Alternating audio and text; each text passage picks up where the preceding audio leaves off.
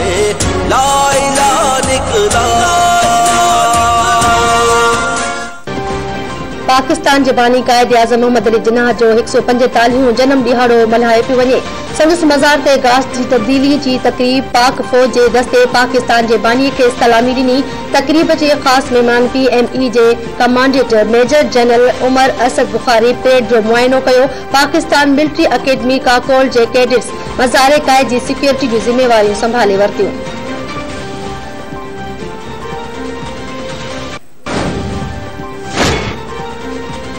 वॾे वज़ीर सैद मुराद अली शाह ऐं गवर्नर इमरान इस्माइल जी कायद आज़म जे मज़ार ते हाज़िरी गुलदस्ता पेश। वॾे वज़ीर ऐं गवर्नर मज़ार ते दुआ घुरी ऐं महिमान जी किताब में तासुरात लिखिया। सिंध काबीना जा मेंबर भी मौजूद।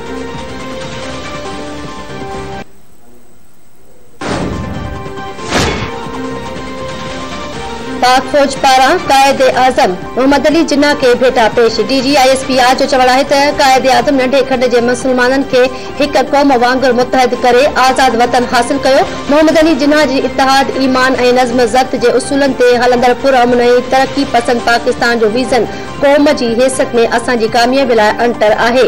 पाक फिज़ाया कायद आज़म जे जनम ॾिहाड़े ते मुख़्तसिर दस्तावेज़ी फिल्म जारी करे छॾी। What has created God? There is no power on earth that can undo Pakistan. Pakistan,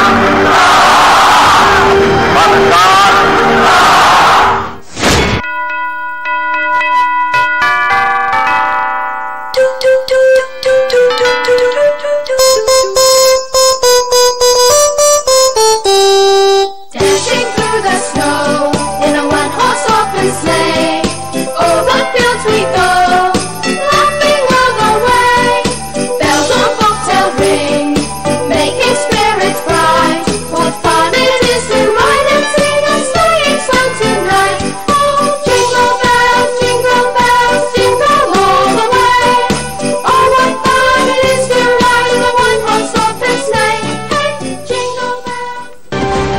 समेत सॼी दुनिया में मसीही बिरादरी जो क्रिसमस जो ॾिहाड़ो मल्हाए पियो वञे। गिरजा घरनि खे सींगारियो वियो। ख़ासि इबादत ऐं दुआउनि जूं तक़रीबूं क्रिसमस ट्री सींगारिया विया।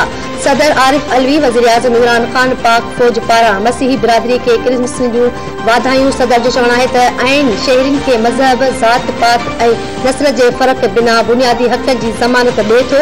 हुकूमत अक़लियतुनि समेत तमूरनि पाकिस्तान खे बराबर मौक़िया फ़राहम करण लाइ पुरज़म आहे। ISP जो चवणु आहे त पाकिस्तान क़ाइमु थियण खां वठी हेसी ताईं मुल्क लाइ मसीही बिरादरी जूं ख़िदमतूं गैर मामूली आहिनि।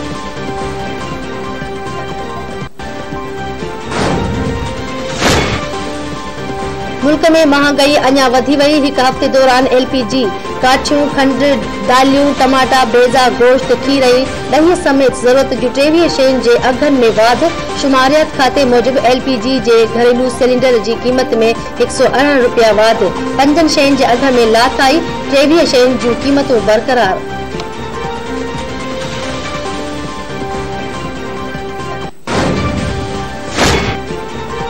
मुल्क में कोरोना विघे वधीक 7 ॼणा फोत। 353 नवां केस रिपोर्ट। NCOC मूजिबि मुल्क में गुज़िरियल 24 कलाकनि दौरान 48,148 टेस्टूं कयूं वयूं। फौतिन जो मजमूई अंग 29,965 थी वियो। हेल ताईं 12,93,081 केस रिपोर्ट थी चुका। हाकारी केसनि जी शरह 0.73% रही।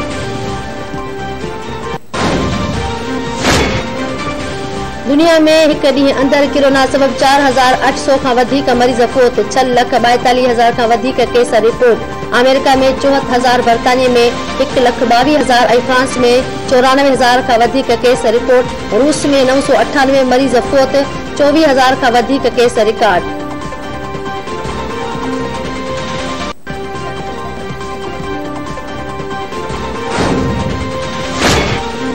कराची में ग्रीन लाइन बस की आज़माइशी सर्विस शुरू थी वई। सरजानी टाउन खां निमाइश चुरंगी ताईं बस सर्विस हलंदी।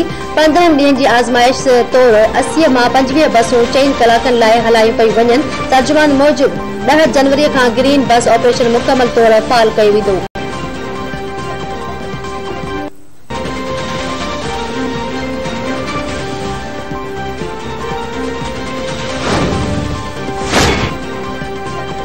ऐं कराची में मीरातन रेस एडमिनिस्ट्रेटर मुर्तजा वहाब इफ्तिताह कयो आहे। संदसि चवणु आहे त कराची तब्दील थी रहियो आहे। मीरातन में बुजुर्ग नौजवान ऐं औरतूं नज़र आयूं, जेको हिकु सुठो तासुर आहे। अञा त शुरूआत आहे, इंशाअल्लाह अॻिते बि अहिड़े क़िस्म जी सेहतमंद सरगर्मियूं कंदा रहंदासीं।